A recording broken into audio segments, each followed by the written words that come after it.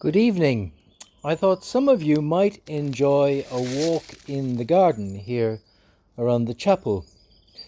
The plant I'm looking at is called rubus. I planted that last summer on the recommendation of somebody who comes here, and I think it's a hit. It's taking off. It's really establishing itself. It's a member of the bramble family, and it will grow tall and it will have white flowers.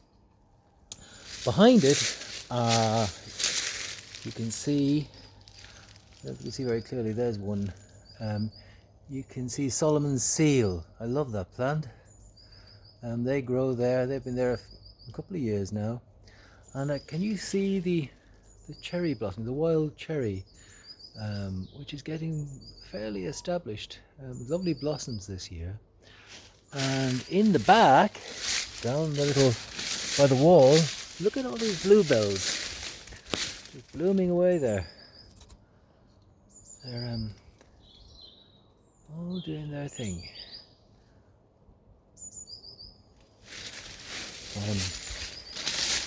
And this ivy, as you can see, is a bit monstrous really, but it's kind of advancing forward. I suppose it'll have to be cut back before long, but I don't like cutting too many things back.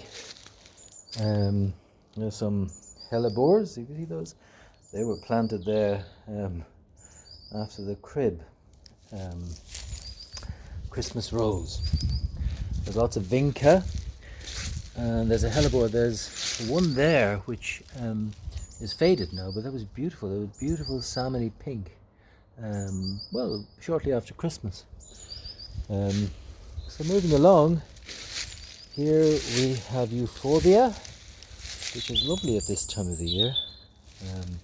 Some ferns. I've tried to get ferns to grow here, but they don't really take for some reason. Now this one is called Jingle Bells. It's a clematis, and I planted it last year, and it seems to be okay. It's got little things growing. It should grow up the tree, and it's evergreen and should flower in the winter.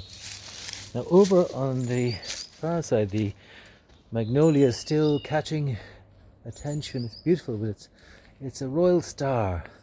Now behind that, I don't know if you can see, because the evening light sky is bright, and it's if the lens of this phone is not able to cope with it. But behind it there's a tree, and sometimes I can stand here, or even from the chapel, see the two in line, you know, the small magnolia and the big tree behind. And in the morning the light comes from the other side of the houses and it catches that tree, so that tree is all lit up, and then with the magnolia beneath it with the white flowers in the shade, it's just beautiful. Beside the magnolia on the wall, I don't know if you can see this, I have to go up on the bed. It's not very clear in this light, I think, is a lovely passion flower, and it's different to the one we have in the house. It's got a small purple flower. Digitalis. There's lots of things coming there, but my favorite are at my feet. I've got to be careful. More euphorbia. It's the lovely hostas. There are 3 of them, and that's the biggest one there, and they're coming. Now get down off this bed, because they will, look at that will grow now visibly every day, and it'll become huge and become slug food. Be tattered by the time it comes to September, but I love those 3. They're great. Now this is osteopernum, South African daisy. The flowers float on top of it.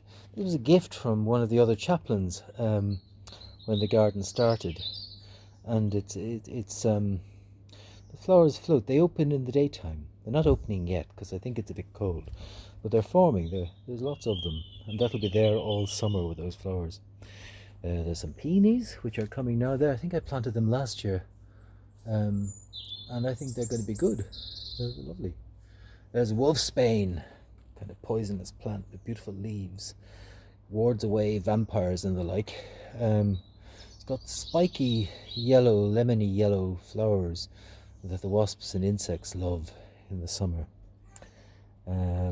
Now Moving along, there's the start of everlasting sweet pea, and that will grow large. I cut that right back, and you see it's coming. You see down there, it's coming as well. It's taking off. There's lots of other things here. Half of them I forget until they come, and then I remember them. But there's another peony, and the end of the hellebore that was really dark purple in the winter. Right, moving along, past the roses, another osteopernum, which is a slip from the one below. That's getting big now. That's going to be like the other one, leaning out over the path. You can see it down there. And there's various other plants here, but the geraniums, they take off. There's a lovely aquilegia. Oh, I think it's further up. And look at this one. This is Romnea. Is there? I cut it right back because it was too kind of lanky. But it's kind of a Mexican white poppy, and it will have these beautiful poppy flowers.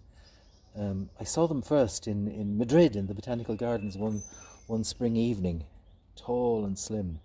Here, kind of, well, it grew a bit like that last year here. Well, we'll see.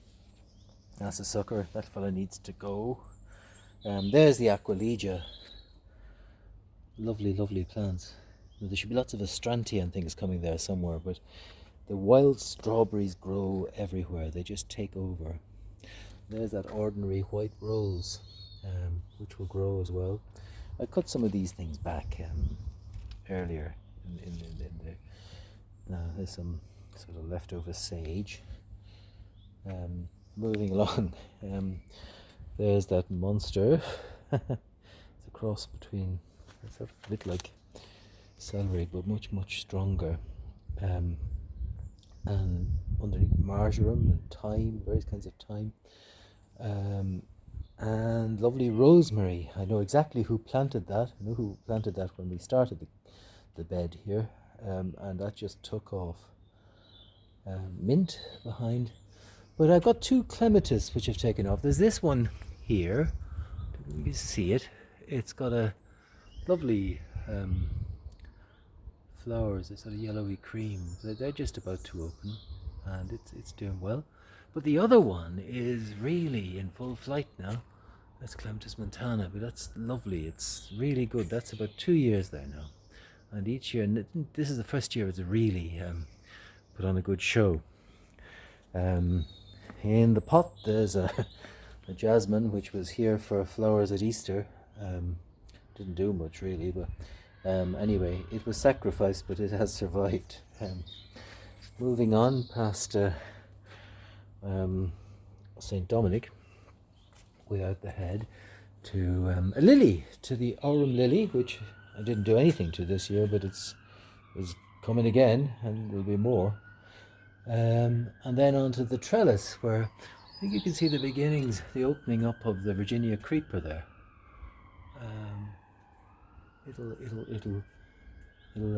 That'll be beautiful, and it'll hang down and be lovely as the days go on. Down here near the door, there's jasmine. That's beginning to come. I was trying to get that to grow around the door. And of course there's a passion flower, which looks a bit sort of yellowy, but I think it's okay. There's growth in it. You can see there the things are coming.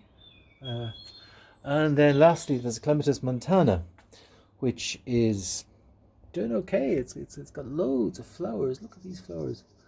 They're all about to come. Let's stand up here on the bench. You can see some more. So they're all right the way up. Look at that. They're going to be lovely. So, anyway, I hope you have a nice evening.